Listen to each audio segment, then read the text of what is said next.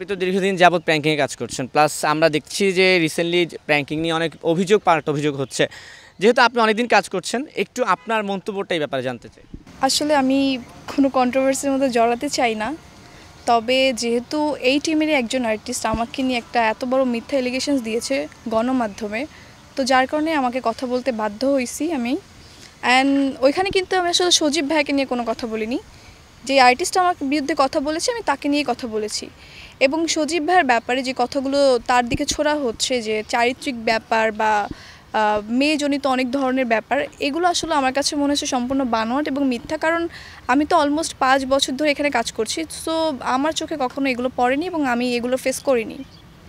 এবং হচ্ছে ওইখানে আমি শুধু সাথীকে নিয়ে কিছু কথা বলেছি, যেইগুলো কথা বলেছি সাথীকে নিয়ে, যে ও এই টিমে পলিটিক্স করতেছে এবং ওর জন্য অনেক প্রবলেম ফেস করতেছে অনেক মেম্বার এবং করেছে, এগুলো সম্পূর্ণ সত্যি।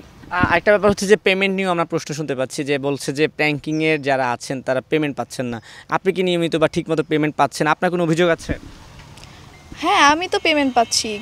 যখন থেকে প্র্যাঙ্কিং প্রোডাকশন হয়েছে নাটকের, তখন থেকে কিন্তু আমি রেগুলার পেমেন্ট পাচ্ছি। কিন্তু যখন আমি প্র্যাঙ্কিংয়ে ইন করেছি, তখন হয়তো সজীব ভাইয়ের নিজেরই সামর্থ্য ছিল না যে আমাকে পেমেন্ট করবে।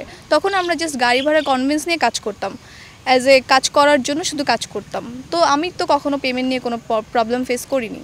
আর একদম এই অডিওটা নিয়ে একটা প্রশ্ন, যে অডিওটা প্রকাশ পেয়েছে, অনেকেই আমরা দেখেছি সেটাকে নিয়েও একটু জলঘোলা করার চেষ্টা করছে। আপনি আরেকবার শুধু এই অডিওটার বক্তব্যটা নিয়ে আমাদেরকে ক্লিয়ার করতেন যে আপনি কোন বিষয়টা বলেছেন এবং কোন বিষয়টা মিন করেননি।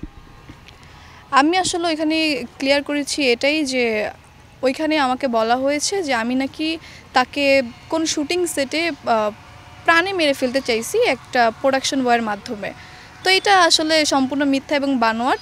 এবং এটা যখন আমি জানতে চেয়েছি তার কাছে, তখন সে বলতেছে সে ওভার থিঙ্কিং করে বলেছে। তো ওভার থিঙ্কিং করে তো সে গণমাধ্যমে গিয়ে বলতে পারে না।